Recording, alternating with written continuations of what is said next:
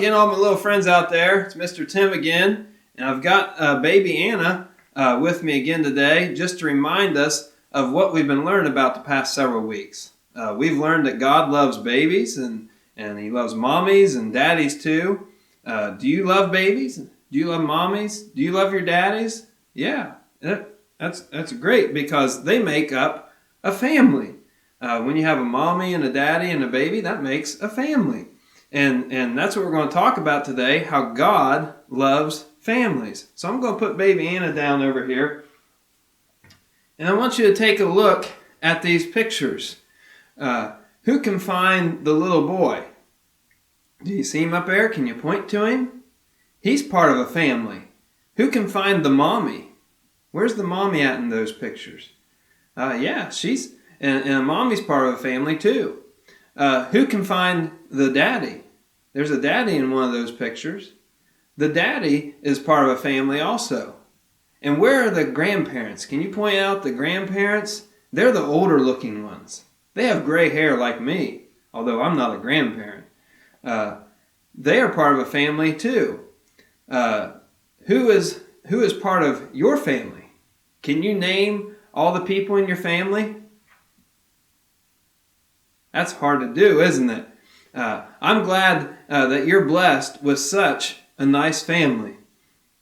God cares about families very much. You see, He made the very first family.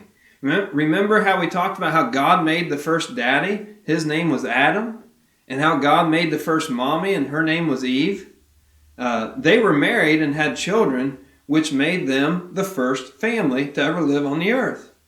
God created families to take care of each other and watch over each other.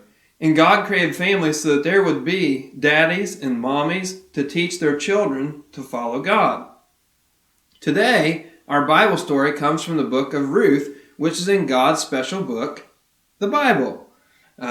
We've talked about the family of Abraham, Sarah, and Isaac. Today, we're going to learn about the family of a woman named Ruth. It starts out kind of sad, but it has a happy ending. It started like this. One day, a lady by the name of Naomi and her husband and their 2 sons, they moved from Bethlehem to Moab. So they moved from one country to another. And that's where Ruth and Orpah lived.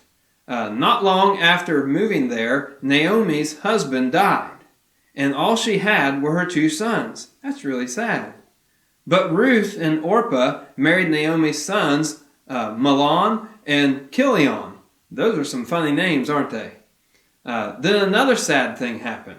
Ruth and Orpah's husbands died. Those were Naomi's 2 sons, Mahlon and Chilion. They died. That's very sad. So then it was just Naomi, Ruth, and Orpah. Naomi decided that she was going to move back to Bethlehem. And so she told Orpah and Ruth to go back to their parents, go back to their own families. Orpah, she didn't want to, but after Naomi's encouraging, she did go back to her family. But Ruth would not leave Naomi.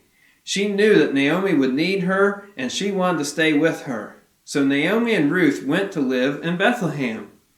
Naomi and Ruth didn't have any food to eat or land to grow food on. So Ruth went to a nearby field to gather some grain that poor people like her were allowed to pick out of the field. The field was owned by a man named Boaz. He heard about how Ruth had chosen to stay and help look after Naomi.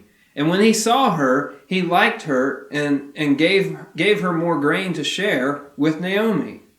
Boaz then bought back the land that Naomi and her husband had sold before they moved to Moab. And he married Ruth. Boaz and Ruth then had a son named Obed. So there's the happy ending. And when Obed became an adult, he got married and had a son named Jesse. And then Jesse had a son who we know as King David. So Ruth was the great-grandma to King David, the most popular king in all of Israel's history. That's so cool. Can you say that with me? That's so cool. Great job. Let's see what you remember. Who created the family? God did. That's right. And whose family did we learn about today? Ruth's family, that's right. Who was Ruth's great-grandson? Remember, it was King David. Remember, kids, God loves families, and He loves you, and so do I. So, hope you have a great Sunday, and see you next week.